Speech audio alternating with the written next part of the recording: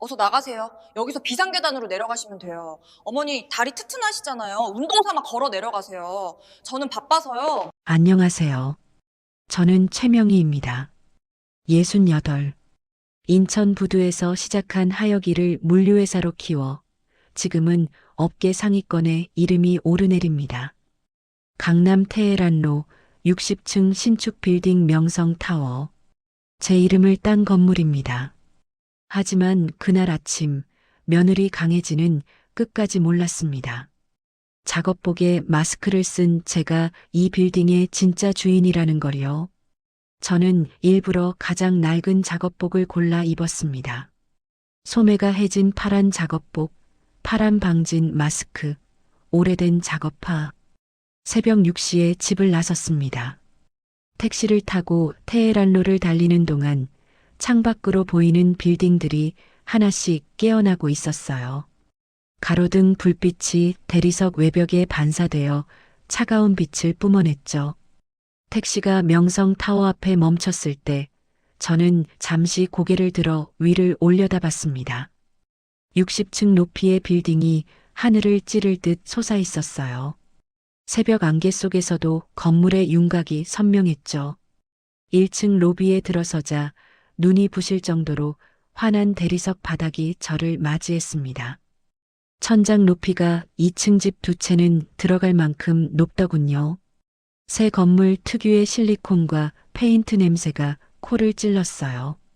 저는 로비 중앙에서 설계 도면을 펼쳐들고 천장의 조명 배치를 확인하고 있었습니다. 도면 종이의 거친 모서리가 손가락에 닿는 감촉이 익숙했어요. 그때였어요.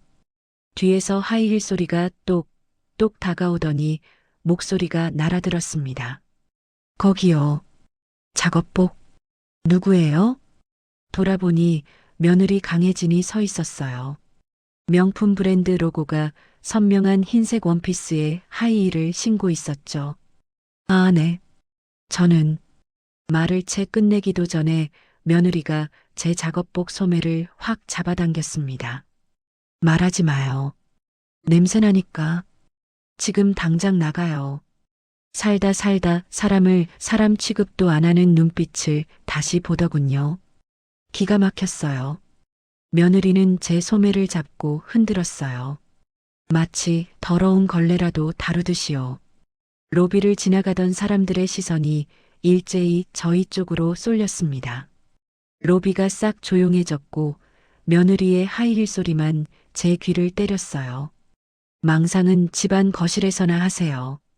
여기 대리석은 평당 단가가 어머님 노후 자금보다 비싸니까요. 며느리의 목소리는 차갑고 거칠었습니다. 저는 숨을 한번 고르고 며느리를 똑바로 봤습니다. 혜진 씨, 저 알아보나요? 저예요. 뭐라고요? 손에서 힘이 풀리는 게 보이더군요. 그런데 다음 말이 더 독했어요. 어머니가 왜 이런 꼴로 여길 오세요? 민우 씨가 알면 기절하겠어요. 집에서 조용히 계셔야지 여기서 망신 주실 거예요? 망신. 그 단어가 로비 바닥보다 더 차갑게 발목을 잡았습니다. 모욕은 순간인데 그 순간이 오래 남더군요. 저는 침착하게 며느리의 얼굴을 바라봤어요. 며느리의 동공이 약간 흔들리는 게 보였습니다. 제가 전혀 겁먹지 않은 모습에 당황한 거죠. 저는 딱 한 번만 아주 낮게 말했습니다. 혜진 씨, 여긴 공용 공간이에요. 말과 행동이 남는 곳입니다. 그 말에 며느리는 입술을 꾹 깨물더니 금세 웃었습니다. 너무 빨라서 오히려 섬뜩했죠. 어머니, 죄송해요. 제가 예민했나 봐요. 그런데 VIP 동선이라 사람들 눈에 띄면 곤란해요. 제가 뒷문으로 안내해 드릴게요. 사과처럼 들리지만 실은 숨겨드릴게요라는 말이었어요.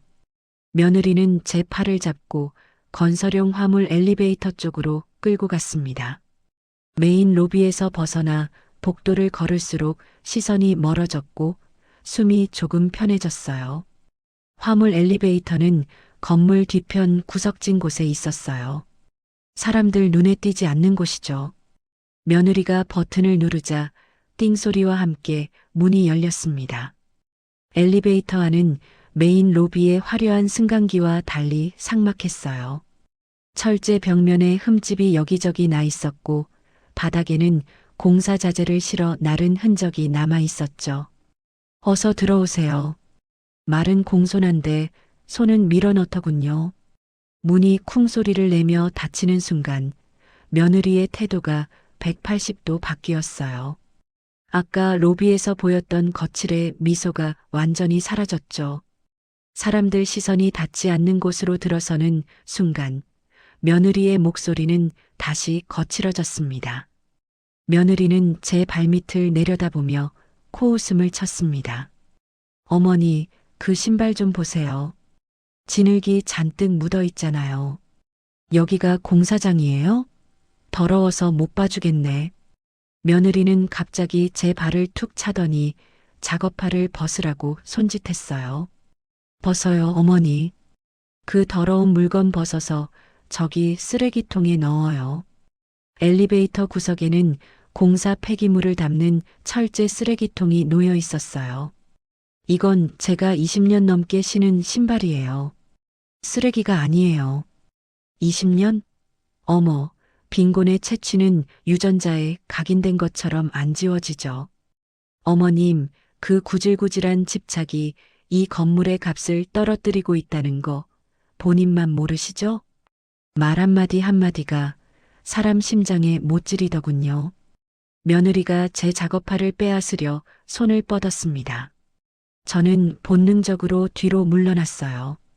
그런데 며느리가 더 거칠게 제 발을 밀쳤고 작업화가 벗겨졌습니다.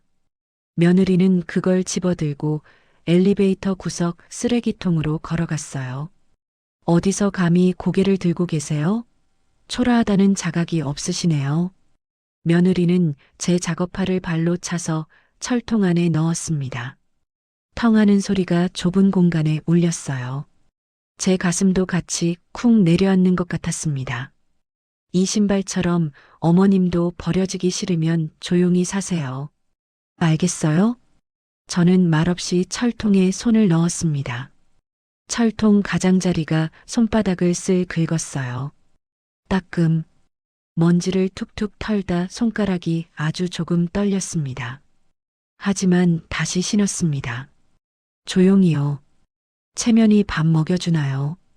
내 소매, 내 신발, 그게 결국 나더라고요. 며느리는 제 행동을 보며 혀를 찼죠. 어머니, 진짜 안쓰럽네요. 며느리는 제 얼굴을 째려보며 팔짱을 꼈습니다. 엘리베이터가 올라가기 시작했어요. 문이 닫힌 좁은 공간에서 며느리의 향수 냄새가 진동했습니다. 고급인데 제겐 숨막히는 냄새였어요. 저는 엘리베이터 벽면을 힐끔 봤습니다. 점검 스티커가 붙어 있었어요. 아래에 오후 4시 10분이라고 적혀 있었죠. 오늘 준공식 리허설 시간이었습니다. 엘리베이터 상승 중에 귀가 먹먹해지는 압력 변화가 느껴졌습니다. 며느리는 휴대전화를 꺼내 누군가에게 문자를 보내고 있었어요.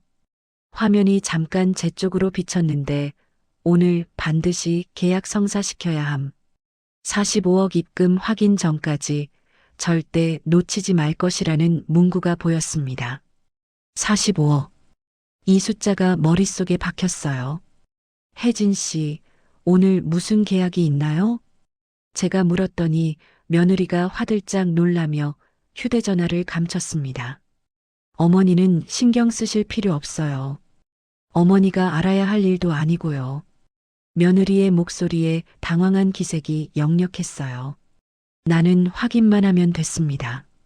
엘리베이터가 55층에 멈췄습니다. 문이 열리자 며느리는 저를 밖으로 퍽 밀어냈어요. 어서 나가세요. 여기서 비상계단으로 내려가시면 돼요. 비상계단? 55층에서? 어머니 다리 튼튼하시잖아요. 운동 삼아 걸어 내려가세요. 저는 바빠서요. 며느리는 엘리베이터 문 닫기 버튼을 눌렀습니다. 문이 닫히기 직전 며느리가 마지막으로 쏘아붙였어요. 어머니, 일주일 뒤 준공식 때는 절대 나타나지 마세요. 제발 부탁이에요. 민우 씨 체면 생각해서라도요. 문이 쾅 닫혔고 엘리베이터가 내려가는 소리가 멀어졌습니다. 저는 55층 복도에 홀로 남겨졌습니다. 몸속 피가 거꾸로 솟는 느낌이었습니다. 귀가 웅하고 멍해졌고 손끝은 차갑게 식었어요. 이건 무례가 아니더군요. 사람 하나를 치워야 할 장애물로 보는 눈이었어요. 55층? 공기부터 달랐어요. 냉기가 목덜미를 싹 훑고 지나가더군요. 저는 조용히 엘리베이터 벽에 스티커점 검표와 출입증 표시를 눈에 담았습니다. 55층 복도는 아직 공사판이었어요. 천장에는 전선이 그대로 드러나 있었고 벽면에는 페인트 칠이 덜 된 곳이 군데군데 보였어요. 바닥에는 노란색 안전 라인 테이프가 지그재그로 붙어 있었고 그 너머로 공사 자재들이 쌓여 있었죠. 복도를 걷는데 발걸음 소리가 텅 빈 공간에 메아리 쳤습니다. 창문 너머로 서울 시내가 한눈에 내려다 보였어요. 이른 아침 안개가 빌딩 사이를 눅눅하게 메웠어요. 구름 속에 잠긴 것처럼요. 저는 벽에 기대어 쌓인 설계도면 뭉치를 발견했어요. 두꺼운 청사진 용지로 된 도면이었죠. 호기심에 한 장을 펼쳐봤습니다. 이 건물의 전기 배선도였어요. 제가 직접 검토하고 승인한 도면이었습니다. 비상계단 문 위쪽에는 붉은색 유도등이 켜져 있었어요. 그 빛이 복도 전체를 은은하게 비추고 있었죠. 그때 뒤에서 익숙한 목소리가 들렸습니다. 어머니, 여기서 뭐 하세요? 제가 분명히 내려가라고 했잖아요. 며느리의 목소리는 날카로웠습니다. 주위를 두리번거리며 사람이 없는 걸 확인하더니 갑자기 제 어깨를 밀었어요. 치매면 입 다물고 있어요. 남의 건물에서요. 저는 숨이 턱 막혔습니다. 가슴 한가운데가 꾹 눌린 것처럼 답답했어요. 이건 말싸움이 아니구나. 사람을 물건처럼 미는 손. 그게 본심이더군요. 저기요, 혜진 씨. 지금 나한테 손을 대는 거야? 저는 비틀거리며 뒤로 밀려났습니다. 비상계단 입구 쪽이었어요. 등 뒤로 계단 난간이 차갑게 닿았어요. 55층 통로의 차가운 냉기가 목덜미를 스쳤습니다. 손을 대긴요. 제가 어머니 때문에 얼마나 스트레스 받는지 민우 씨가 알면 기절할 거예요. 청소부 시어머니 때문에 제 인생이 다 망가진다고요. 며느리는 숨을 헐떡이며 계속 소리를 질렀습니다. 비상계단 위쪽의 붉은색 유도등이 며느리의 얼굴을 피처럼 물들였어요. 그리고 며느리의 말이 더 거칠어졌죠. 민우 씨가 어머님의 이런 모습 보시면 당장 요양원 예약할 거예요. 아들 가슴에 대못 받고 싶으신가요? 여기가 어디라고 감히 올라오신 거예요? 며느리는 다시 한번 제 어깨를 밀었습니다. 더 세게요. 저는 중심을 잃고 뒤로 넘어질 뻔했어요. 속이 텅 비는 느낌이 들었어요. 넘어지면서도 저는 본능적으로 벽에 기대어 있던 설계도면 뭉치를 움켜쥐었습니다. 몸을 돌려 도면이 구겨지지 않도록 감싸며 바닥에 무릎을 짚었어요. 젊어서 부두에서 일할 때 배운 낙법이었죠. 무거운 화물이 떨어질 때 몸을 보호하는 방법이었습니다. 어머니, 청소나 하는 주제에 이 높은 곳은 왜 올라와요? 이 빌딩 설계도를 왜 들고 계세요? 읽지도 못하시는 종이 뭉치를 보물인 양 품으시는 걸 보니 정상이 아니에요. 며느리는 제가 도면을 꼭 안고 있는 모습을 보고 비웃었어요. 며느리는 제 손에서 도면을 빼앗으려고 했습니다. 거칠게 제 손목을 비틀었죠. 그 순간 며느리의 손가락이 도면 표면을 세게 눌렀고 선명한 손자국이 찍혔습니다. 청사진 용지는 특수 코팅이 되어 있어서 지문이 잘 남거든요. 저는 절대 도면을 놓지 않았습니다. 도면의 거친 질감이 손바닥 굳은 살을 긁는 서걱거림에 집중했어요. 며느리는 결국 도면을 빼앗는 것을 포기하고 손을 뗐습니다. 그리고는 비웃으며 말했죠. 제가 열심히 일해서 젊음을 다 바쳤는데 제 일터까지 와서 제 얼굴을 깎아내리시나요? 며느리는 휴대전화를 꺼냈습니다. 누군가에게 전화를 걸었어요. 네, 아버지. 저예요. 계약건 문제 없어요. 건물주 측에서 긍정적으로 검토 중이에요. 45억 입금만 확인되면 바로 진행된다고 했어요. 며느리는 거짓말을 하고 있었습니다. 저는 아직 어떤 계약도 승인한 적이 없었거든요. 며느리가 제 이름을 팔아 친정 아버지에게 거짓 보고를 하고 있었던 거예요. 전화를 끊은 며느리가 저를 내려다봤습니다. 어머니, 이제 알겠죠? 이 건물 일은 민우 씨가 아니, 제가 다 관리하고 있어요. 어머니가 끼어들 자리는 없다고요. 며느리의 얼굴에는 오만함이 가득했습니다. 하지만 저는 알고 있었어요. 며느리가 실무를 다했다고 주장하면서도 정작 서류에 적힌 최명희가 바로 자기 시어머니라는 사실은 몰랐다는 걸요. 동명이인이라고 생각하면서요. 저는 천천히 일어섰습니다. 무릎에 묻은 먼지를 털어내며 며느리를 똑바로 쳐다봤어요. 나를 밀친 이 55층 계단이 내가 추락할 벼랑 끝이라는 걸 꿈에도 모르겠지. 며느리는 제가 아무 말도 하지 않자 더욱 기고만장해졌습니다. 어머니, 저기 임시사무소 보이죠? 거기 가면 현장 소장님이 계실 거예요. 가서 청소 일이나 좀 도와드리세요. 그게 어머니 수준에 맞는 일이에요. 며느리는 복도 끝을 가리켰습니다. 거기에는 현장관리사무소라는 팻말이 붙은 문이 보였어요. 그리고 일주일 뒤 준공식 때는 절대로 나타나지 마세요. 만약 나타나시면 며느리는 말을 끝까지 하지 않았지만 협박이었죠. 저는 도면을 품에 안고 조용히 임시 사무소 쪽으로 걸어갔습니다. 오늘은 조용한 곳으로 물러가는 게 나았습니다. 며느리의 발소리가 점점 멀어졌어요. 비상계단 문이 쾅 소리를 내며 닫혔습니다. 저는 혼자 복도에 남았습니다. 도면을 펼쳐보니 며느리의 손자국이 선명하게 찍혀 있었어요. 저는 휴대전화를 꺼내 그 부분을 조심스럽게 사진으로 찍었습니다. 1초, 내 아비의 회사가 공중분해되는데 걸리는 아주 짧은 시간이란다. 임시 현장 사무소는 55층 복도 끝에 있었습니다. 문을 열고 들어가자 히터 바람이 얼굴을 때렸어요. 건조한 바람에 눈이 따갑게 느껴졌죠. 사무소 안은 생각보다 넓었습니다. 책상 2개와 의자 몇 개, 그리고 벽에 붙은 공사 일정표가 전부였어요. 벽에 붙은 공정표를 유심히 봤습니다. 빨간 펜으로 동그라미 쳐진 날짜가 눈에 들어왔어요. 준공식 오후 3시, 리허설 오후 2시. 일주일 뒤였죠.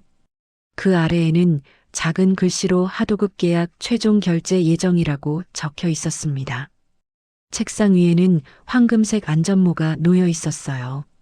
반짝이는 표면에 명성타워 준공식이라는 글자가 새겨져 있었죠.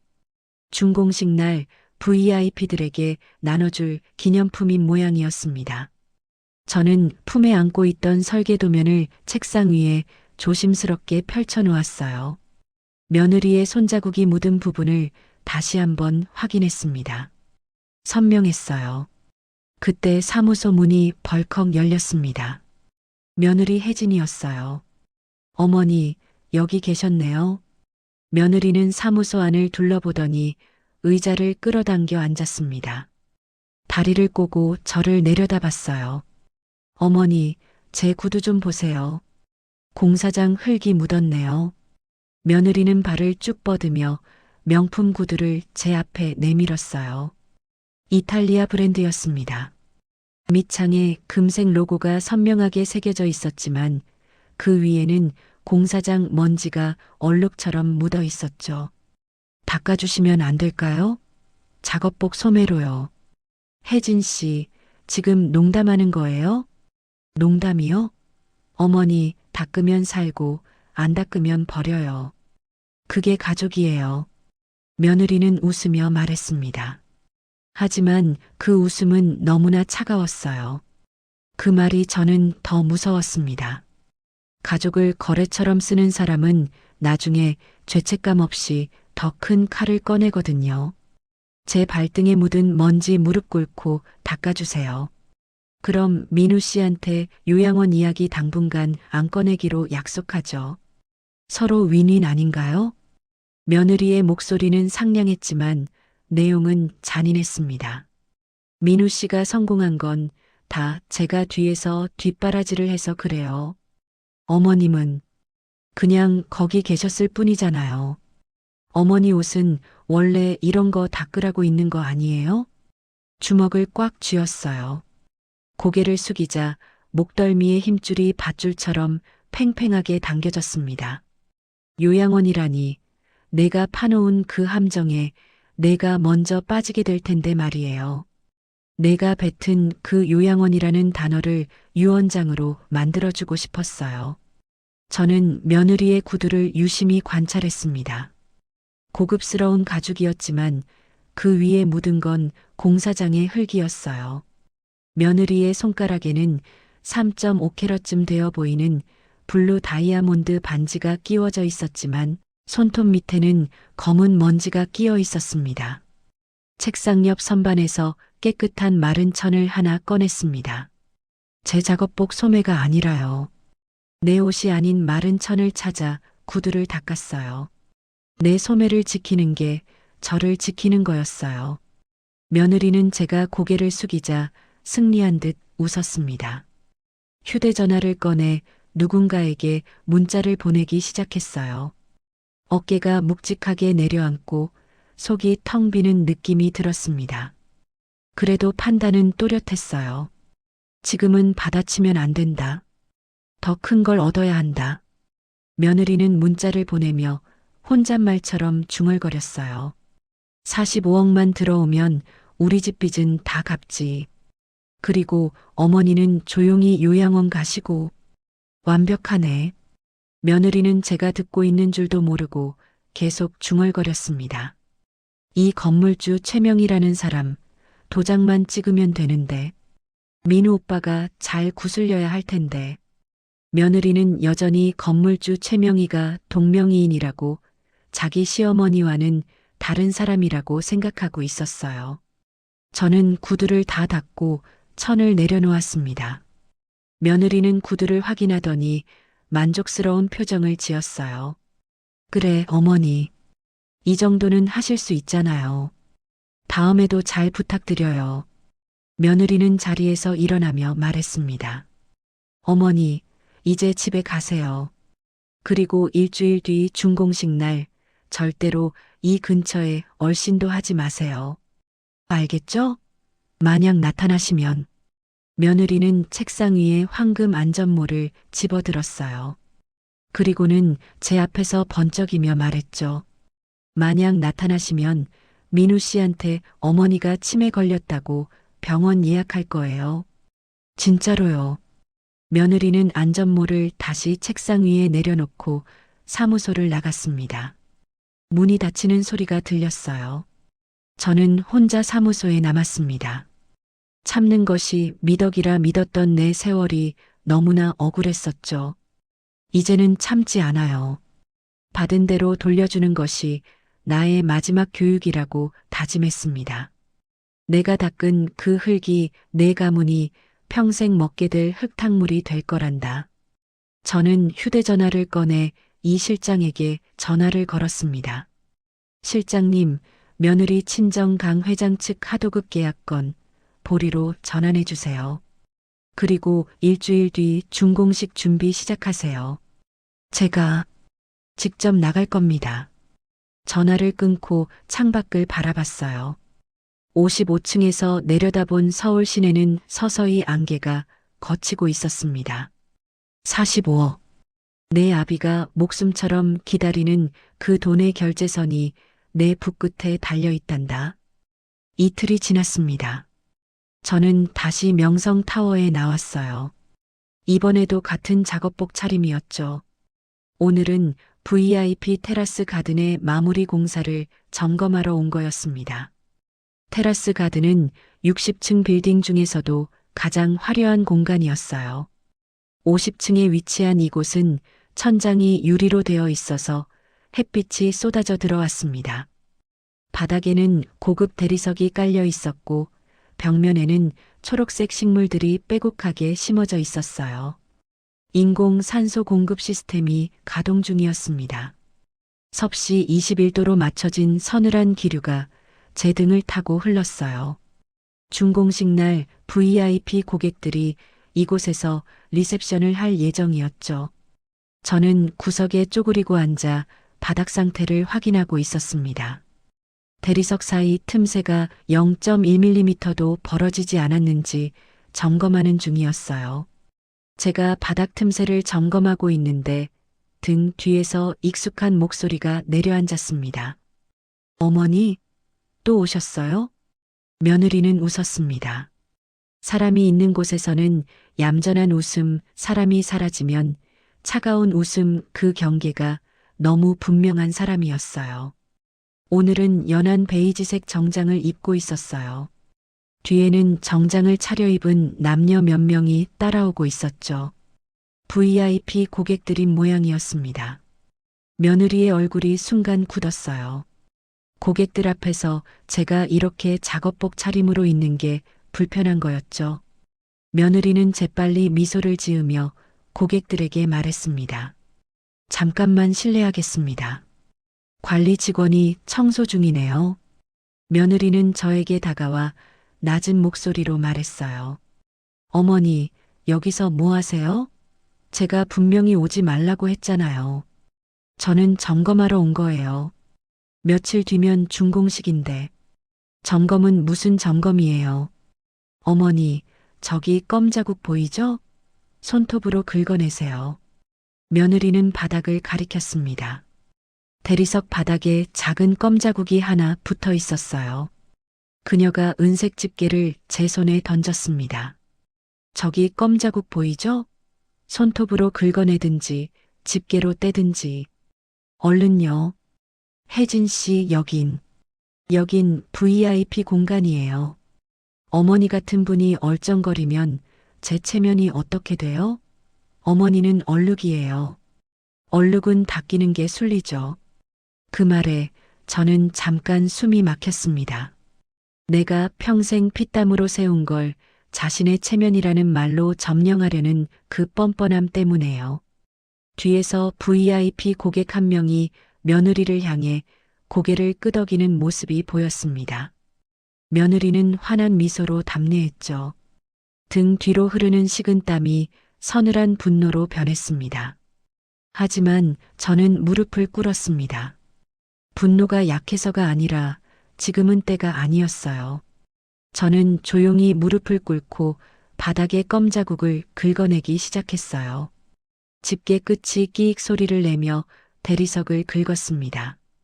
하지만 제 눈은 며느리를 향해 있었어요. 며느리는 VIP 고객들에게 다가가 환한 미소를 지으며 인사를 건넸습니다. 마치 이 건물의 주인인 양 행동하더군요. 안녕하세요. 명성타워 실무총괄 강혜진입니다. 이쪽으로 안내해드리겠습니다. 며느리의 하이힐이 대리석을 찌울 때마다 쇳소리가 울렸어요. 고객들의 발걸음 소리가 점점 멀어졌습니다. 그 순간 제 휴대전화가 진동했습니다. 이 실장에게서 온 문자였어요. 회장님, 며느리 친정회사의 사채 이자율이 24%입니다. 곧 파산할 것으로 예상됩니다. 하도급 계약 45억 원이 절실한 상황입니다. 저는 문자를 읽으며 고개를 끄덕였어요. 며느리가 왜 이렇게 필사적으로 저를 감추려고 하는지 이제 확실히 알겠더군요. 며느리 친정이 제 돈이 절실히 필요한 상황이었던 거예요. 아, 그래서 오늘 나를 숨기려 했구나. 무릎이 차갑게 식어갔지만 저는 껌 자국을 계속 긁어냈습니다. 집게 끝이 미끄러지며 손가락에 힘이 들어갔어요. 며느리가 고객들을 안내하고 다시 돌아왔습니다. 어머니, 다 하셨어요? 이제 가셔도 돼요. 그리고 다시는 여기 오지 마세요. 며느리는 차갑게 말하고는 다시 고객들에게로 돌아갔어요. 저는 천천히 일어섰습니다. 무릎에 묻은 먼지를 털어내며 테라스를 나왔어요. 이 껌 자국을 긁어내듯이 내 가문이 더러운 흔적도 깨끗이 지워주마. 복도로 나오는데 며느리의 목소리가 들렸습니다. 네, 준공식 날 건물주 최명희 회장님께서 직접 참석하신다고 하셨어요. 그때 계약서에 도장 받으시면 됩니다. 저는 미소를 살짝 지으면서 생각했어요. 사람들이 지켜보는 그 순간이 내 파멸의 시작이란다. 또 이틀이 지났습니다. 준공식이 사흘 앞으로 다가왔어요. 저는 오늘 소방 설비 최종 점검을 하러 명성타워에 나왔습니다. 이번에도 같은 작업복 차림이었죠. 자재 창고가 있는 복도는 사람들 눈에 잘 띄지 않는 구석진 곳이었어요. 벽에는 산업용 손전등이 걸려 있었고 바닥에는 건축 자재들이 여기저기 쌓여 있었습니다. 복도 천장의 형광등이 깜빡거리며 불안정한 빛을 냈어요. 쌓인 자재, 산업용 손전등, 먼지. 저는 손에 현장 비품 일지를 들고 있었습니다. 제가 직접 작성한 일지였어요. 소방 설비 점검 내역이 빼곡하게 적혀 있었죠. 8개소 미설치 -55층 비상계단, 53층 화장실, 50층 테라스. 일지를 확인하며 복도를 걷고 있는데 뒤에서 익숙한 목소리가 들렸습니다. 어머니, 또 오셨네요. 며느리 혜진이었습니다. 오늘은 검은색 바지 정장을 입고 있었어요. 얼굴에는 짜증이 역력했습니다. 말을 채 끝내기도 전에 며느리가 제 손에서 일지를 낚아챘어요. 이게 뭐예요? 어머니가 쓴 거예요? 네, 제가 오늘 확인한 비품 목록이에요. 소방 설비가 아직 8개소나 미설치돼요. 제가 들고 있던 현장 비품 일지를 며느리가 낚아채더니 찢어버렸습니다. 노인네 낙서를 왜 들고 다녀요? 어머니가 뭘 안다고 점검을 해요? 찢긴 종이 조각이 제 얼굴에 닿았습니다. 종이보다 더 날카로운 건 사람이 사람을 무가치로 만들 때의 손놀림이더군요. 며느리는 일지를 펼쳐보더니 비웃었습니다. 이 빌딩 설계도를 왜 들고 계세요? 읽지도 못하시는 종이 뭉치를 보물인 양 품으시는 걸 보니 정상이 아니에요. 며느리는 말을 하면서 제 일지를 찢기 시작했어요. 종이가 찢어질 때 쫙 소리가 복도에 울렸습니다. 찢어진 조각들이 제 얼굴에 날아와 부딪혔어요. 종이가루가 공기에 떠돌았습니다. 종이가 찢어질 때 내 속도 같이 찢어지는 줄 알았어요. 며느리는 계속해서 일지를 찢어 제 얼굴에 던졌습니다. 제가 여기 오지 말라고 몇 번을 얘기했는데 아직도 계세요. 제 얼굴뿐만 아니라 민우 오빠 얼굴도 같이 깎아내리시려고요? 어머님 망상 증세가 점점 심해지시는 것 같아요. 며느리는 찢어진 종이 조각들을 제 발밑에 뿌렸어요. 어머니가 이렇게까지 저를 괴롭히셔야 속이 시원하세요? 그냥 집에서 조용히 계시면 안 될까요? 꽉 쥔 손가락에서 손톱이 손바닥을 파고들 듯 압박했습니다. 내 아들 민우의 얼굴을 방패 삼는 그 비겁함이 가증스러웠어요.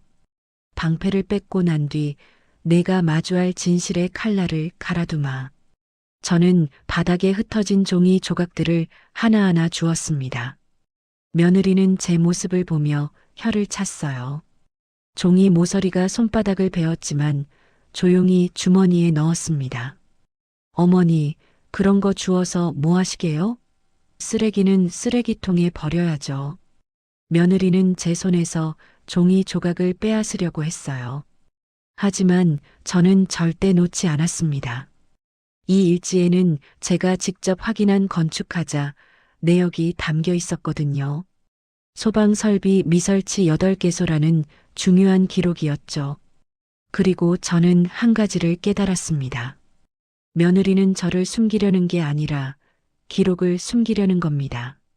그때 혜진이의 휴대전화가 울렸어요.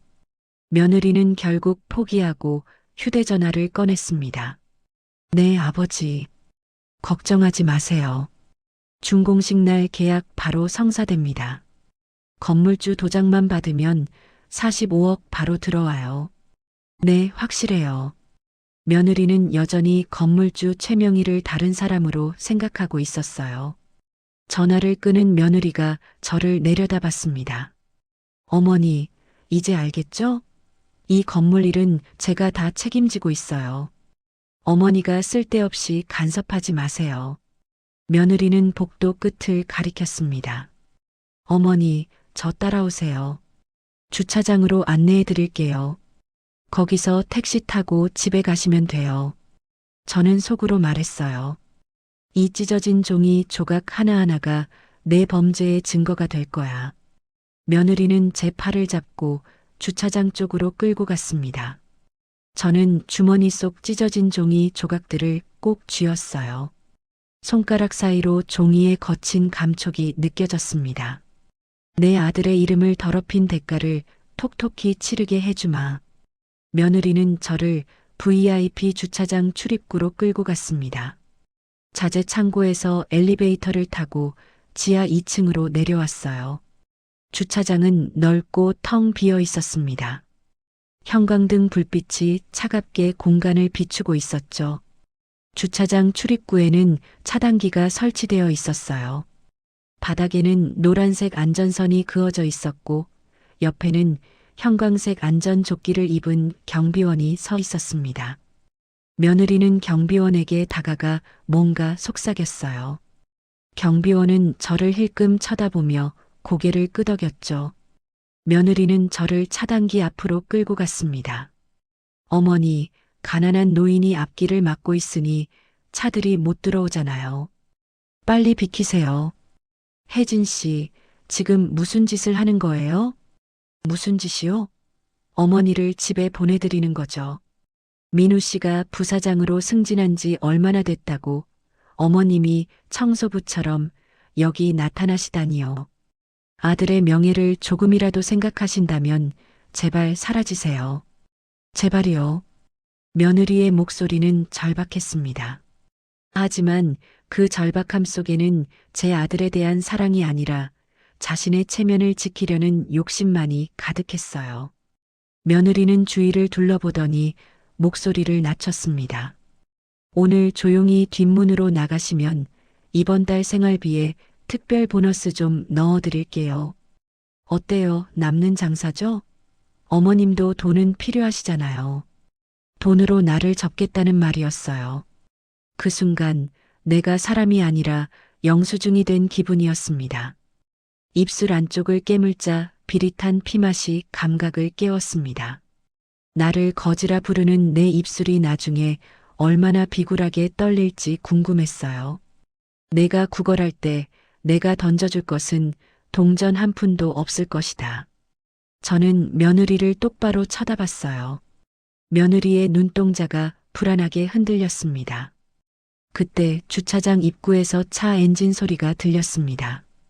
헤드라이트가 어둠을 뚫고 들어왔어요. 검은색 세단이었죠.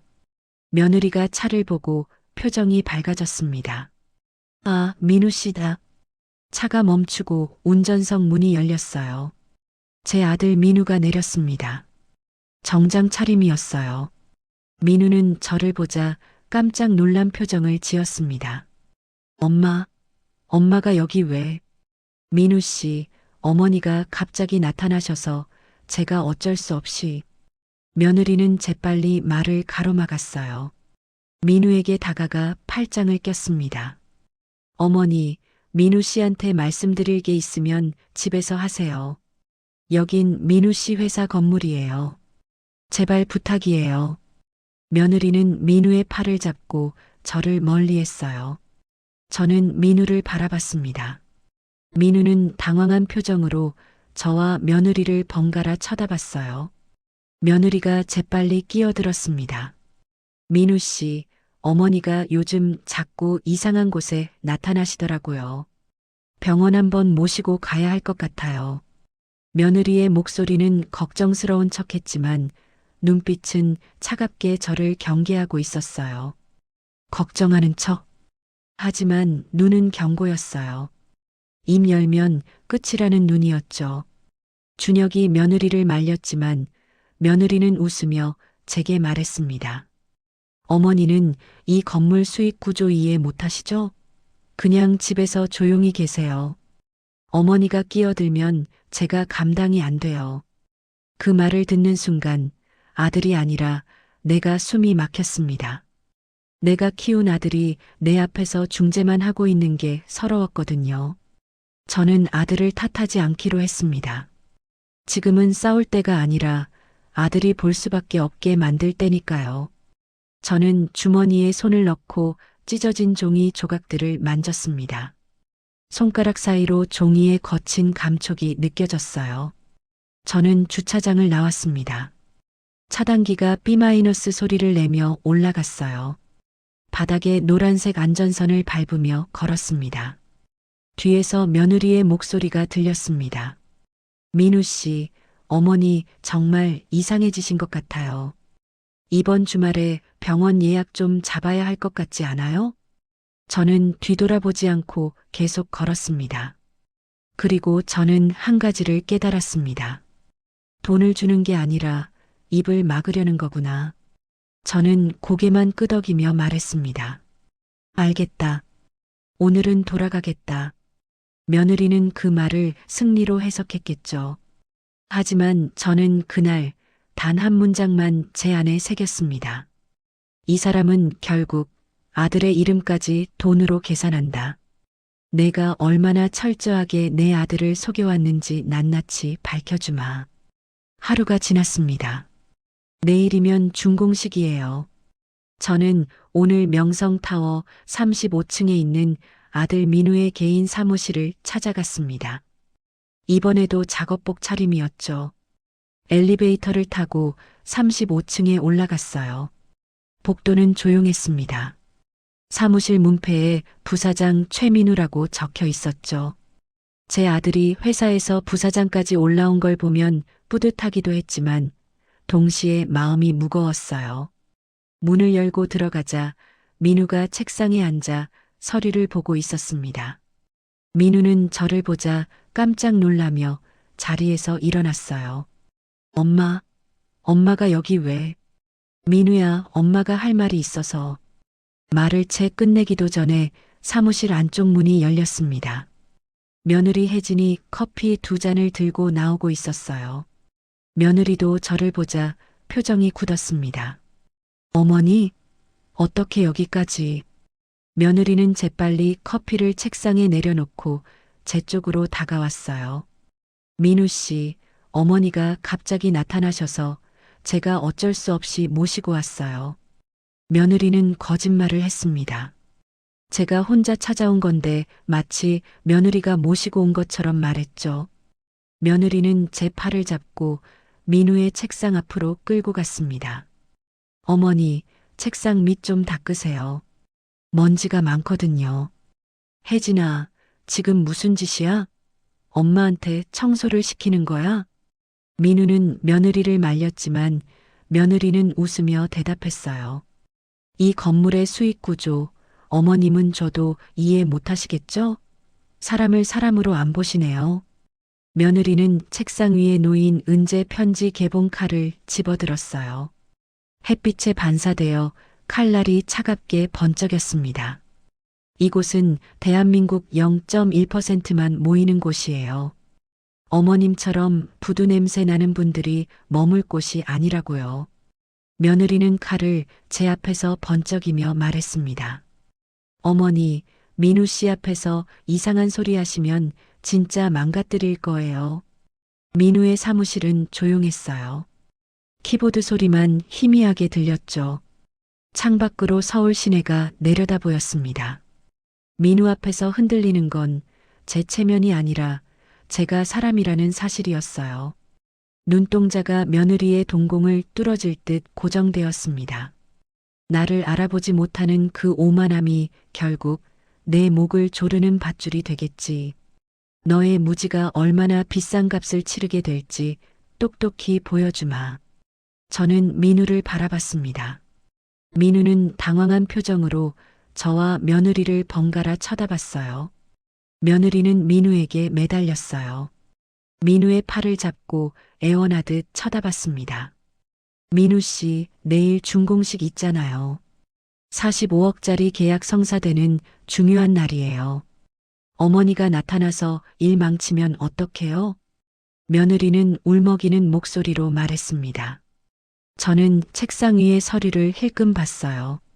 명성타워 자산평가서라고 적혀 있었습니다. 그 옆에는 작은 글씨로 총 자산 4,500억 원 추정이라고 적혀 있었죠. 4,500억. 이 건물의 실제 가치였습니다. 그리고 그 주인이 바로 저라는 걸 며느리는 아직도 몰랐어요. 민우가 저를 보며 조심스럽게 물었습니다. 엄마, 무슨 일인데요? 말씀해 보세요. 민우야, 내일 준공식에 엄마도 갈 거야. 네, 엄마가요? 민우가 놀라서 되묻자 며느리가 재빨리 끼어들었습니다. 민우 씨, 안 돼요. 어머니가 가시면 안 된다니까요. VIP 행사라고요. 며느리는 다급하게 민우에게 매달렸어요. 저는 조용히 사무실을 나왔습니다. 뒤에서 며느리의 목소리가 들렸어요. 민우 씨, 어머니 정말 이상해지셨어요. 내일 절대 오시면 안 돼요. 제발이요. 이 건물에 숨긴 자산 4,500억 원. 그 돈의 실소유주가 누군지 이제 밝혀줄 시간이야. 복도를 걸어 나오는데 휴대전화가 울렸습니다. 이 실장이었어요. 회장님, 내일 준공식 준비 완료됐습니다. 단상 위 대형 스크린도 설치 완료했고요. 고맙습니다, 실장님. 내일 뵙겠습니다. 전화를 끊고 창밖을 바라봤어요. 35층에서 내려다본 서울 시내는 노을빛으로 물들고 있었습니다. 내일이면 모든 게 밝혀집니다. 드디어 준공식 날이 왔습니다. 오늘 오후 3시 명성타워 1층 메인홀에서 준공식이 열려요. 저는 오전부터 건물에 나와 마지막 점검을 하고 있었습니다. 이번에는 작업복이 아니었어요. 짙은 남색 정장을 입고 있었죠. 하지만 메인홀로 바로 가지 않았습니다. 먼저 행사 대기실이 있는 복도로 갔어요. 준공식 전에 며느리와 마지막으로 마주칠 것 같았거든요. 복도에는 벨벳 커튼이 드리워져 있었습니다. 붉은색 커튼이 창문을 가리고 있었고 복도는 은은한 조명만 켜져 있었어요. 벽에는 준공식 일정표가 붙어 있었죠. 오후 3시 개회사, 오후 3시 15분 테이프 커팅, 오후 3시 30분 리셉션. 일정표를 보고 있는데 뒤에서 날카로운 목소리가 들렸습니다. 어머니? 돌아보니 며느리 혜진이었습니다. 오늘은 흰색 정장을 입고 있었어요. 하지만 얼굴은 창백했습니다. 제가 작업복을 입고 있었지만 속에는 정장을 입고 있었습니다. 어머니, 설마 준공식에 참석하시려는 건 아니죠? 며느리는 다급하게 다가왔습니다. 주위를 두리번거리며 사람이 없는 걸 확인하더니 갑자기 저를 벽 쪽으로 밀쳤어요. 어머니, 귀빈들 앞에서 아른 채 하면 끝장낼 거예요. 알겠어요? 혜진 씨, 지금 협박하는 거예요? 협박이요? 저는 그냥 경고하는 거예요. 며느리는 벨벳 커튼 끈을 풀더니 제 손목을 움켜쥐었어요. 손목에 통증이 퍼졌습니다. 커튼 벨벳에서 먼지 냄새가 났죠. 가슴 중앙이 뜨거운 불덩이를 삼킨 듯 타올랐습니다. 내 영혼에서 썩어가는 탐욕은 안 느껴지나 보구나. 향수로는 절대 가릴 수 없는 내 추악함을 만천하에 공개하겠어요. 저는 며느리의 손을 뿌리쳤습니다. 며느리는 비틀거리며 뒤로 물러났어요. 손목에서 손을 떼면서도 눈빛은 여전히 저를 경계하고 있었습니다. 혜진 씨, 며느리 친정 아버지 회사의 미납 세금이 24억 원이라는 거 알고 있어요? 며느리의 얼굴이 순간 창백해졌습니다. 어떻게 그걸? 친정이 파산 직전이라는 것도 다 알고 있어요. 45억짜리 하도급 계약이 절실하다는 것도요. 며느리는 입술을 떨며 뒤로 물러났습니다. 하지만 곧 다시 저를 노려보며 말했어요. 그게 어쨌다는 거예요? 우리 친정일에 왜 간섭하세요? 어머니가 도와주실 것도 아니면서요. 며느리는 주머니에서 휴대전화를 꺼냈습니다. 화면을 보더니 안도하는 표정을 지었어요. 어머니, 1시간 뒤면 건물주 회장님이 오셔요.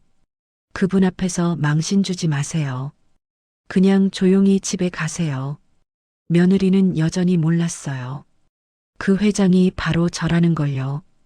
저는 조용히 며느리를 지나쳐 복도를 걸어갔습니다. 혜진 씨, 1시간 뒤에 뵙죠. 단상에서요. 네, 무슨 소리예요? 며느리가 당황해서 되물었지만 저는 대답하지 않았어요. 복도 끝에서 뒤를 돌아보니 며느리가 멍하니 서 있었습니다. 손에 휴대전화를 든 채로요. 내가 숨기려는 모든 비밀을 이제 세상에 드러낼 거야. 저는 대기실로 들어갔습니다. 이 실장이 기다리고 있었어요. 회장님, 준비 다 됐습니다. 단상 위 스크린도 테스트 완료했고요. 고맙습니다. 제가 준비한 영상 파일은요? USB에 담아놨습니다. 언제든 틀 수 있습니다. 저는 고개를 끄덕였어요. 지난 일주일 동안 모은 모든 조각들이 이제 하나의 장면으로 묶일 시간입니다. 지난 일주일 동안 모은 모든 증거들이 그 USB에 담겨 있었습니다.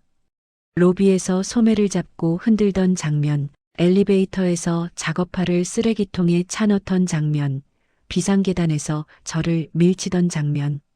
모든 게 선명하게 기록되어 있었어요. 준공식이 끝나면 내가 무릎 꿇고 빌 차례다.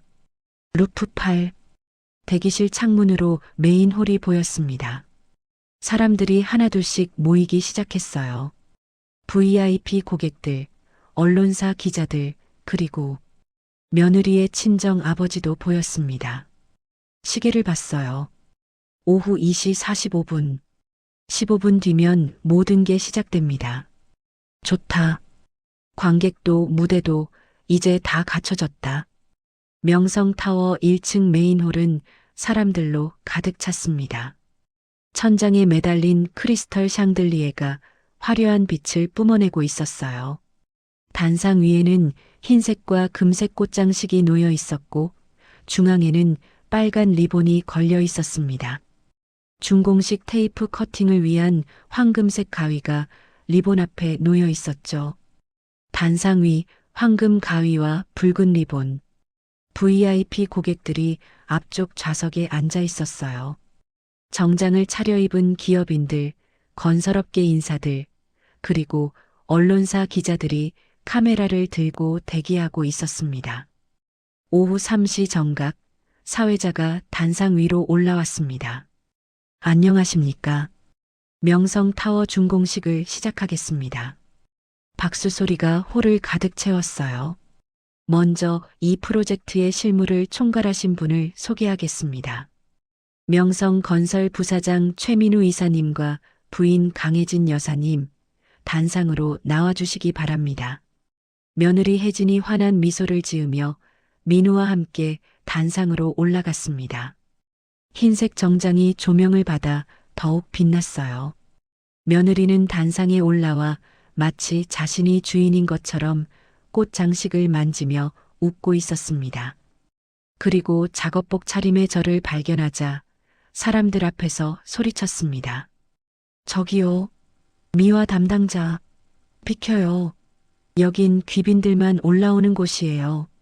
사람들의 시선이 한꺼번에 제게 꽂혔습니다. 그 시선이 증인이 된다는 게 저는 오히려 고마웠습니다. 사회자가 마이크를 잡았습니다. 그리고 이제 명성타워의 실소유주이신 최명희 회장님을 모시겠습니다. 박수가 터졌고 며느리는 단상 뒤를 봤습니다. 화려한 정장을 입은 다른 누군가가 나올 거라 믿었겠죠. 하지만 저는 이미 단상 위에 있었습니다. 저는 천천히 마스크를 벗었습니다.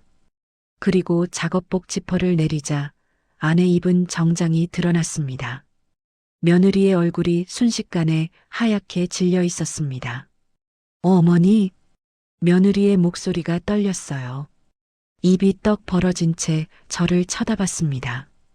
저는 단상 중앙으로 걸어갔습니다. 사회자가 마이크를 제게 건넸어요. 네, 최명희입니다. 제가 이 건물의 주인입니다. 홀이 순간 조용해졌어요.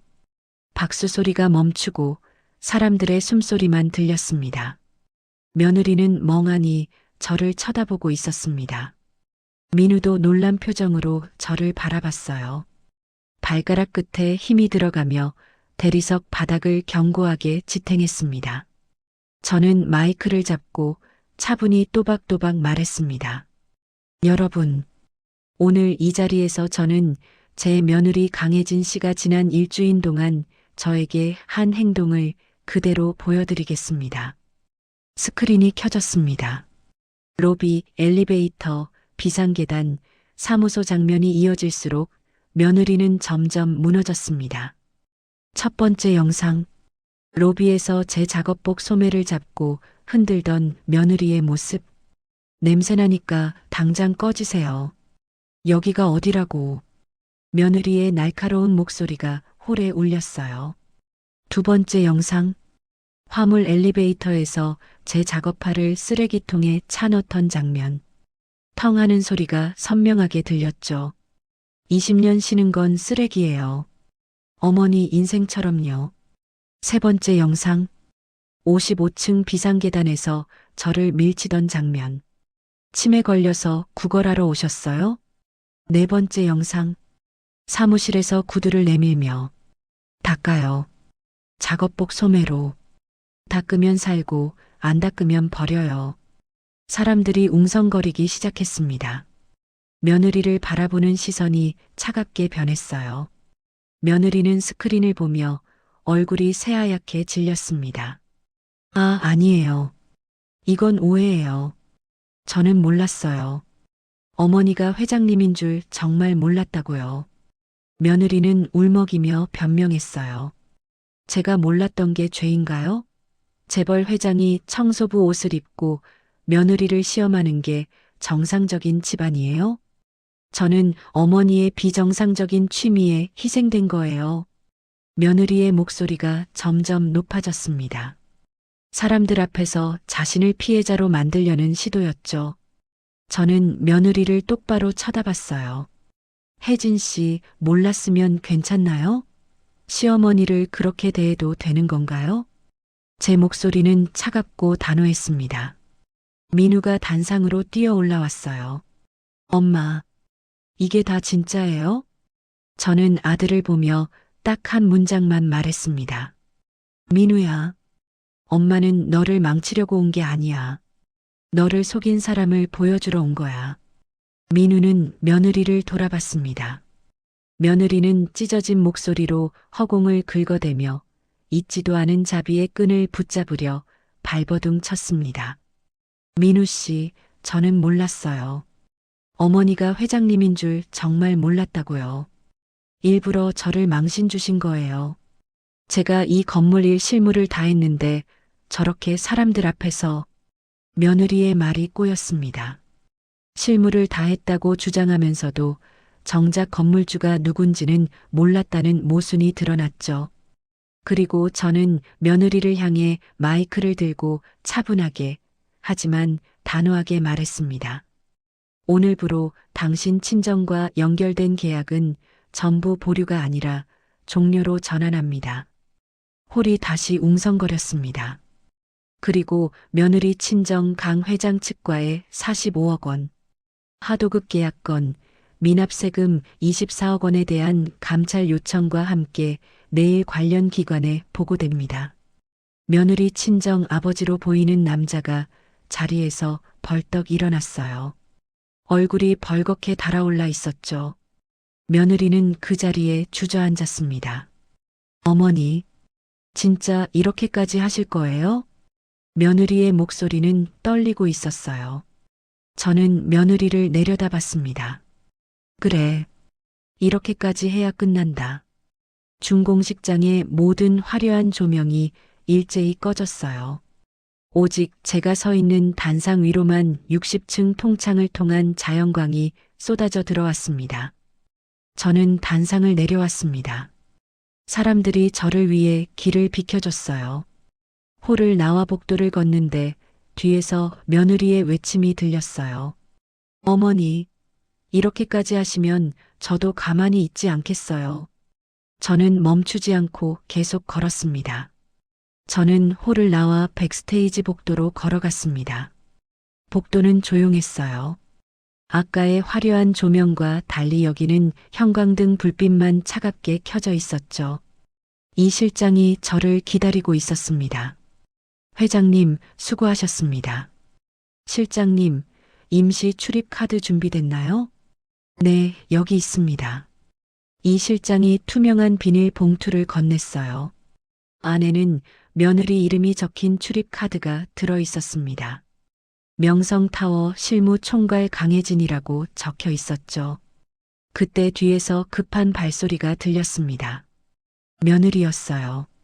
어머니, 며느리는 숨을 헐떡이며 복도로 뛰어왔습니다. 얼굴은 눈물로 범벅이 되어 있었고 흰색 정장은 구겨져 있었어요. 민우도 며느리 뒤를 따라왔습니다.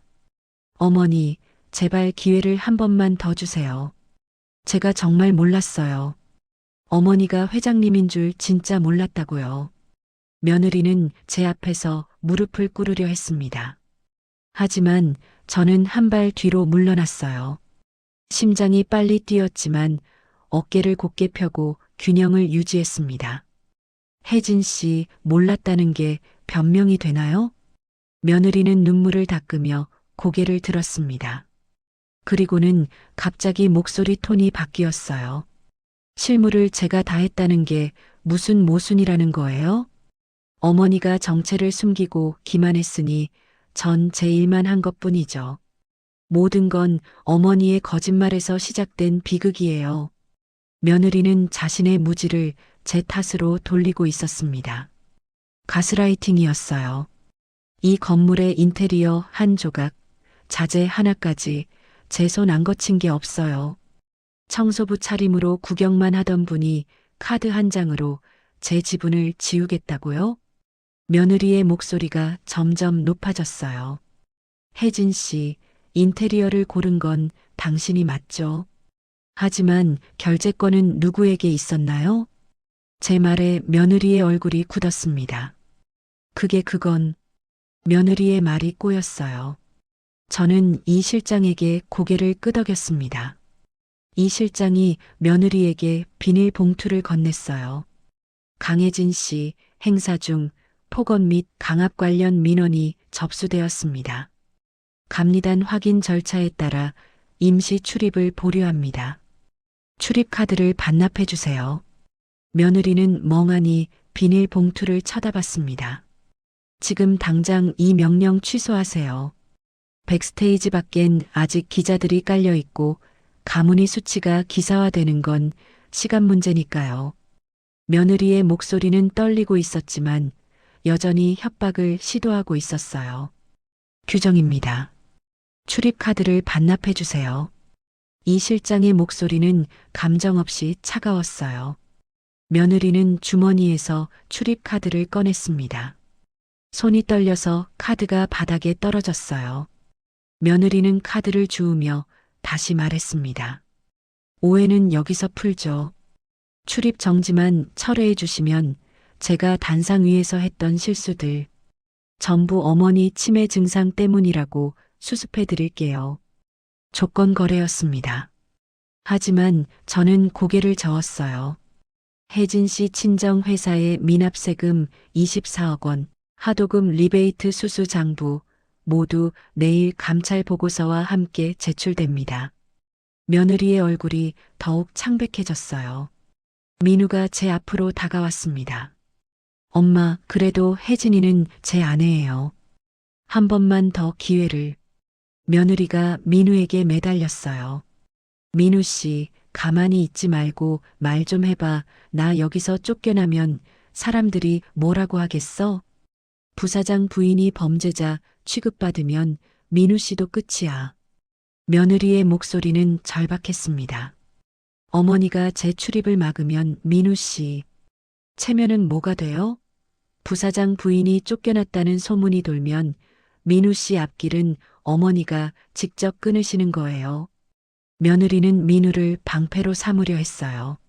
민우야, 내 아내가 내 엄마한테 한 짓을 봤잖아. 그래도 기회를 주라고. 민우는 입을 다물었습니다. 저를 쳐다보는 눈빛이 흔들리고 있었어요. 그때 며느리의 휴대전화가 울렸습니다. 며느리는 화면을 보더니 얼굴이 더욱 굳었어요. 아버지. 며느리는 전화를 받지 못하고 그저 화면만 쳐다봤습니다. 곧이어 문자가 왔어요.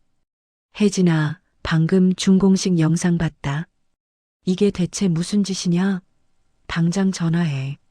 시간을 봤습니다. 오후 5시 46분이었어요. 며느리는 다시 문자를 받았습니다. 이번엔 더 긴 문장이었죠. 며느리의 손이 떨렸어요. 우리가 오해했다고 사과하고 계약 다시 부탁드려라. 안 되면 집에 오지 마라. 며느리가 입술을 깨물었습니다. 또 문자가 왔어요. 45억 없으면 우리 회사 다음 달에 망한다. 무슨 수를 써서라도 계약 따내라. 협박이든 뭐든. 며느리의 휴대전화 화면에 세 통의 문자가 떠 있었습니다. 첫 문장은 오해로 시작했지만 마지막 문장은 협박으로 끝나고 있었어요. 며느리는 휴대전화를 꼭 쥐며 저를 올려다봤습니다. 어머니, 제발이요. 우리 아버지 회사가 망하면 저는 어떻게 살아요? 저는 며느리를 내려다봤습니다. 혜진 씨, 나한테 요양원 보내겠다고 했을 때 내가 어떻게 살지는 생각했나요? 며느리는 대답하지 못했어요. 잠시 침묵이 흘렀습니다. 그러더니 며느리가 다시 고개를 들었어요. 눈빛이 달라져 있었습니다. 어머니, 진짜 끝까지 가시려는 거죠? 좋아요. 이 건물의 노란 선을 넘는 순간 저도 가문의 모든 추잡한 비밀을 세상에 던질 준비가 되어 있어요. 협박이었습니다. 저는 며느리의 눈을 똑바로 쳐다봤어요. 혜진 씨, 던질 비밀이 있다면 던져보세요. 저는 숨길 게 없으니까요. 며느리는 입술을 떨었지만 더 이상 말하지 못했어요. 저는 며느리의 울음 섞인 호소를 뒤로하고 복도를 걸어 나갔습니다. 민우가 뒤에서 불렀지만 저는 돌아보지 않았어요. 백스테이지를 나와 주차장으로 향했습니다. 바닥에 그어진 노란색 안전선을 따라 단호하게 걸었어요. 며느리가 마지막으로 뒤에서 소리쳤습니다. 어머니, 이렇게까지 하시면 저도 할 말이 있어요. 저는 멈춰섰습니다. 뒤를 돌아보지 않고 조용히 대답했어요. 그래, 이렇게까지 해야 끝난다. 주차장으로 걸어 들어갔습니다. 이 실장이 준비해둔 차가 기다리고 있었어요. 차에 타기 전 마지막으로 명성타워를 올려다봤습니다. 60층 높이의 빌딩이 저녁 노을을 받아 붉게 물들고 있었어요. 그날부터 전화가 사과가 아니라 압박으로 울리기 시작했어요. 준공식이 끝난 지 2주가 지났습니다. 저는 집 서재에 앉아 종이 달력을 보고 있었어요. 벽에 걸린 달력에는 빨간 동그라미가 쳐져 있었습니다. D14- 가족회의 및 최종 정리. 오늘이 그날이었어요. 서재는 조용했습니다. 책장에는 오래된 경영서적들이 꽂혀 있었고 책상 위에는 서류들이 가지런히 정리되어 있었죠. 창밖으로는 서울 야경이 보였어요. 책상 한쪽에는 작은 금고가 놓여 있었습니다. 저는 금고를 열고 안을 들여다봤어요. 4,500억 원 규모 자산의 증서들 사이에 낡은 면장갑 한 켤레가 놓여 있었습니다. 20년 전 부두에서 일할 때 신던 작업 장갑이었어요. 손가락 부분이 닳아해졌지만 버릴 수가 없었습니다. 제 과거의 증거였으니까요. 이 장갑을 끼고 컨테이너를 옮기던 시절이 떠올랐습니다. 손이 찢어지고 피가 났지만 포기하지 않았어요. 그때의 제가 지금의 저를 만들었으니까요. 그때 휴대전화가 울렸습니다. 며느리였어요. 문자가 연달아 왔습니다. 어머니, 저희 아버지가 많이 아프십니다. 병원에 입원하셨어요. 제발 한 번만 만나주세요. 오해를 풀고 싶어요. 어머니, 제가 정말 잘못했어요. 제발 출입 정지만 풀어주세요. 그럼 제가 뭐든 하겠어요. 세 통의 문자였습니다. 첫 문장은 오해와 사정으로 시작했지만 저는 알고 있었어요. 며느리가 원하는 건 진심 어린 사과가 아니라 계약 복구였다는 거요. 잠시 후 또 문자가 왔습니다. 어머니가 이기셨으니 이제 그만하시죠. 자식 인생 망치는 졸부 노인네로 남고 싶으세요? 민우 씨 앞길까지 막으실 건가요? 문자의 톤이 바뀌었어요. 오해에서 시작한 문자가 결국 협박으로 끝나고 있었습니다. 손가락 마디가 묵직했지만 숨이 깊어졌습니다. 오늘 내가 지킨 건 체면이 아니라 내 삶의 질서였습니다. 다시는 가족이라는 이름으로 나를 거래하게 두지 않으려고요. 저는 문자에 답장하지 않았어요. 대신 이 실장에게 전화를 걸었습니다. 실장님, 내일 아침 9시에 감찰 보고서 제출하세요. 며느리 친정 측 탈세 정황 관련해서요. 알겠습니다, 회장님. 전화를 끊고 창밖을 바라봤어요. 서울 야경이 반짝이고 있었습니다. 그때 현관문이 열리는 소리가 들렸습니다. 민우였어요. 엄마 계세요? 민우의 목소리가 복도에서 들렸습니다. 저는 서재 문을 열고 나갔어요. 민우는 거실 소파에 앉아 있었습니다. 얼굴이 많이 야윈 것 같았어요. 2주 동안 힘든 시간을 보낸 게 눈에 보였죠. 엄마, 혜진이가 매일 울어요.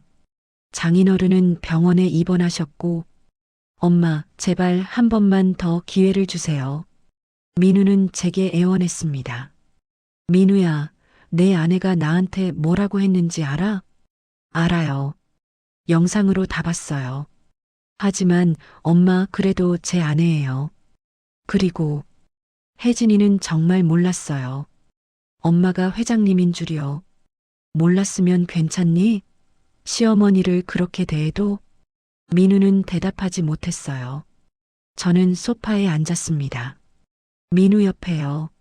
민우야, 엄마가 왜 작업복을 입고 건물에 갔는지 알아? 내 아내가 진짜 우리 집을 사랑해서 온 건지 확인하고 싶었어. 돈을 보고 온 건지, 사람을 보고 온 건지. 민우는 고개를 숙였습니다.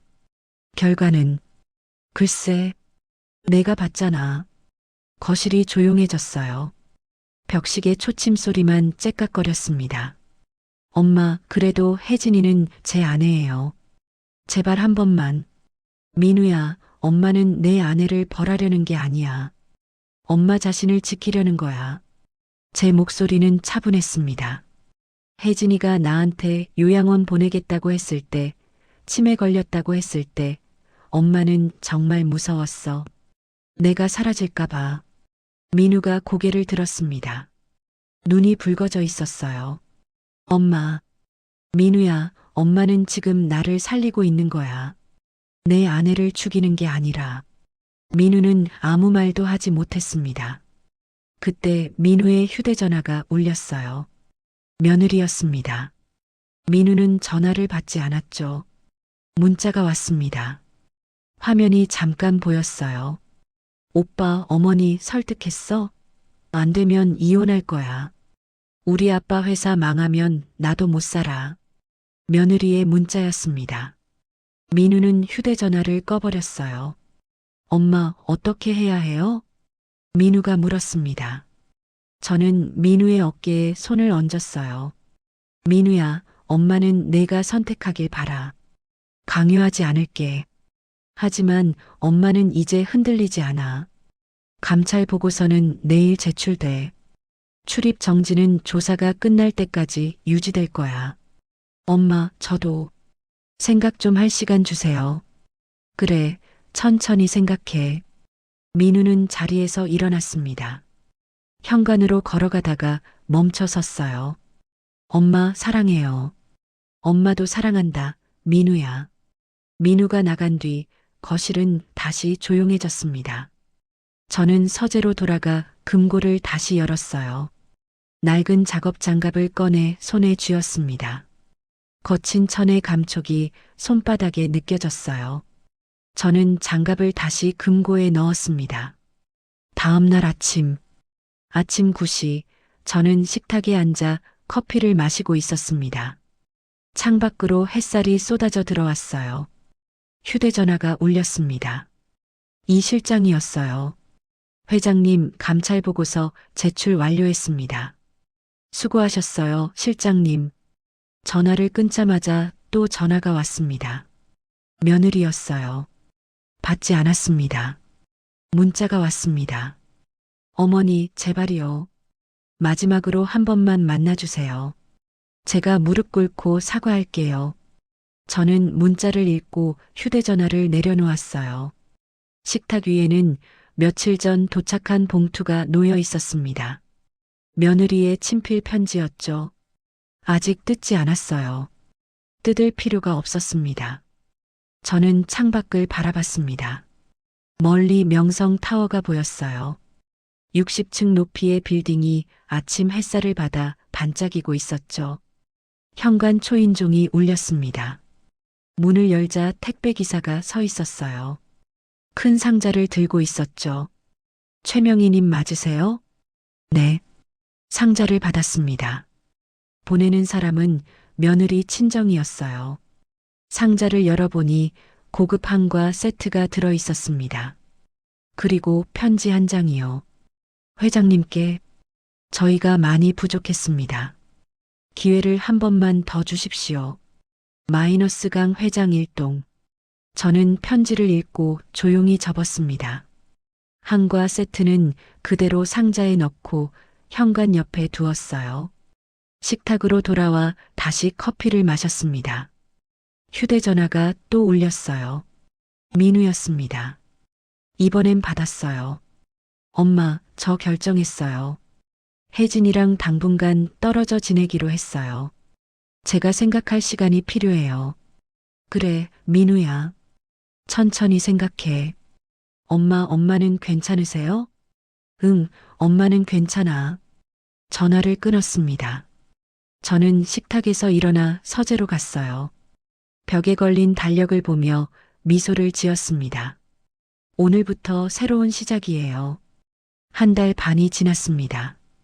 토요일 오후 저는 명성타워 60층 옥상 테라스에 서 있었습니다. 하지만 이곳은 더 이상 중공식대의 화려한 VIP 공간이 아니었어요. 민우가 모든 걸 바꿔놓았습니다. 수천만 원짜리 수입 분재들은 모두 사라졌고 반짝이던 대리석 바닥도 절반이 걷어내졌어요. 그 자리에는 검은 흙이 수북이 쌓여 있었습니다. 엄마, 여기 대리석 다 걷어내고 엄마가 좋아하던 들꽃밭으로 만들었어요. 이제 여기가 우리 집 마당이에요. 민우가 제 옆에 섰습니다. 손에는 부사장이라는 직함이 적힌 명패 대신 꽃 모종을 들고 있었어요. 민우는 제 낡은 작업복을 입고 있었습니다. 며느리가 더러워서 못 봐주겠다고 했던 바로 그 작업복이요. 민우야, 이게 엄마 작업복 아니니? 네, 엄마. 엄마가 입으시던 거 빌려왔어요. 오늘은 이게 정장보다 더 맞는 것 같아서요. 민우가 환하게 웃었습니다. 두 사람은 나란히 쪼그리고 앉아 흙을 만졌습니다. 아들 민우는 제 손을 바라봤어요. 며느리가 더러워서 못 봐주겠다던 어머니의 굳은 살 박힌 손이 흙 속에 묻힐 때마다 민우는 그 손이 일궈온 4,500억 자산의 무게를 가슴 깊이 새기는 듯 했어요. 민우야, 이 꽃들은 뭐니? 엄마가 젊었을 때 인천 부두길가에서 보시던 들꽃들이래요. 제가 인터넷으로 찾아봤어요. 민우는 조심스럽게 모종을 흙에 심었습니다. 민들레, 제비꽃, 쑥부쟁이. 이름은 별로 화려하지 않지만 비바람을 견디고도 다시 피어나는 꽃들이래요. 저는 민우의 손을 바라봤어요. 한 달 반 전까지만 해도 깨끗했던 손에 이제는 흙이 묻어 있었습니다. 엄마, 저 회사 그만뒀어요. 민우가 갑자기 말했습니다. 뭐? 부사장 자리요. 사표 냈어요. 저는 놀라서 민우를 쳐다봤습니다. 왜? 내가 그렇게 열심히 올라간 자리인데. 엄마, 저 그 자리에 있으면서 정작 뭘 했는지 모르겠어요. 혜진이가 시키는 대로 서류에 도장만 찍고 사람들 앞에서 체면만 차리고. 민우가 고개를 숙였습니다. 저 처음부터 다시 배우고 싶어요. 엄마가 인천 부두에서 시작하셨던 것처럼요. 민우야. 엄마, 저 이번 주부터 물류센터 현장으로 가며 제일 낮은 자리부터 시작하기로 했어요. 민우의 목소리는 떨리고 있었지만 눈빛만은 또렷했습니다. 저는 민우의 어깨를 토닥였어요. 그래, 잘 생각했다. 명함이 사람을 만드는 게 아니라 사람이 명함을 만드는 거란다. 들꽃밭 조성을 마친 오후 모자는 꽃들 사이에 낡은 돗자리를 폈습니다. 며느리가 악취가 난다며 밀쳐냈던 그 자리에는 이제 향긋한 흙내음과 들꽃 향기가 가득했습니다. 민우는 보온병에 담아온 따뜻한 보리차와 집 근처 시장에서 사온 투박한 주먹밥을 꺼냈습니다. 엄마, 비싸고 화려한 호텔밥보다 여기서 엄마랑 먹는 이 밥이 진짜 꿀맛이네요. 민우가 주먹밥을 한 입 베어 물며 웃었습니다. 저도 주먹밥을 받아들었어요. 투박하게 뭉쳐진 밥알 사이로 참기름 향이 났습니다. 김치도 들어 있었죠. 저는 주먹밥을 한 입 베어 물며 먼 서울 시내를 내려다보았습니다. 60층 높이에서 바라보는 서울은 더 이상 정복해야 할 대상이 아니라 아들과 함께 지켜나가야 할 평온한 삶의 터전이었습니다. 빌딩 숲 사이로 한강이 반짝였어요. 저 멀리 인천 쪽도 희미하게 보였습니다. 제가 젊은 시절을 보낸 그곳이요. 민우야, 저기 보이니? 저 멀리 인천 항구. 네, 엄마. 엄마가 25살 때 저기서 컨테이너를 옮겼단다. 하루에 12시간씩 손에 피가 나고 어깨가 퉁퉁 부어도 쉬지 않았어. 민우가 제 손을 잡았습니다. 왜 그랬는지 알아? 내 아빠가 병원에 입원해 있었거든. 그리고 너를 키워야 했고, 그게 이유의 전부였어. 저는 민우의 손을 꼭 쥐었어요. 민우야, 돈은 숫자가 아니라 사람의 무게란다. 이 꽃들처럼 비바람을 견디고 뿌리를 내린 사람들의 무게 말이야. 민우가 고개를 끄덕였습니다. 눈가가 붉어져 있었어요. 엄마, 저도 이제 알 것 같아요. 왜 엄마가 작업복을 입고 건물에 오셨는지. 그래. 네. 엄마는 건물을 보여주려던 게 아니라 뿌리를 보여주려던 거잖아요. 민우의 말에 저는 잠시 말을 잃었습니다. 맞았습니다. 저는 며느리에게 4,500억짜리 빌딩을 자랑하려던 게 아니었어요. 단 한 푼 없이 시작해서 여기까지 온 뿌리를 보여주고 싶었던 거였죠. 민우야, 엄마가 내게 물려줄 건 이 빌딩이 아니라 이 뿌리란다. 네, 엄마. 잘 배울게요. 우리 모자의 웃음소리가 60층 하늘 위 들꽃 향기에 섞여 명성타워의 가장 높은 곳을 따뜻하게 채우고 있었어요. 저 아래 1층 로비에서는 VIP 고객들이 화려한 정장을 입고 바쁘게 오가고 있었지만 60층 위에서는 모자가 낡은 돗자리에 앉아 주먹밥을 나눠 먹고 있었습니다. 엄마, 저기 민들레 꽃이 날아가네요. 민우가 하늘을 가리켰습니다. 흰 솜털 같은 민들레 씨앗이 바람에 날려 서울 하늘로 흩어지고 있었어요. 저 씨앗들도 어디 가서 뿌리 내리겠지? 그럼 콘크리트 틈새에서도 피어나는 게 민들레니까. 저는 하늘로 날아가는 씨앗을 바라보며 생각했습니다. 며느리 혜진은 화려한 꽃만 찾다가 뿌리를 잃었지만 제 아들 민우는 이제 뿌리를 찾아가고 있었습니다. 엄마, 다음 주 토요일에도 또 올까요? 물도 주고 잡초도 뽑고. 그래, 좋지. 매주 토요일은 우리 모자에 들꽃밭 데이로 하자. 네, 엄마. 민우가 환하게 웃었습니다. 그 웃음이 준공식 날 단상에서 보았던 민우의 굳은 얼굴보다 훨씬 더 빛났습니다. 해가 서쪽으로 기울기 시작했습니다. 저희는 돗자리를 걷고 빈 보온병을 챙겼어요. 60층에서 엘리베이터를 타고 내려가는 동안 민우가 물었습니다. 엄마, 이번 주 물류센터 첫 출근인데 조언 좀 해주실래요? 조언? 네. 엄마가 부두에서 일하실 때는 어떻게 하셨어요? 저는 잠시 생각하다가 대답했습니다. 민우야, 제일 무거운 짐을 먼저 들어라. 그럼 사람들이 너를 믿는다. 제일 무거운 짐이요? 응.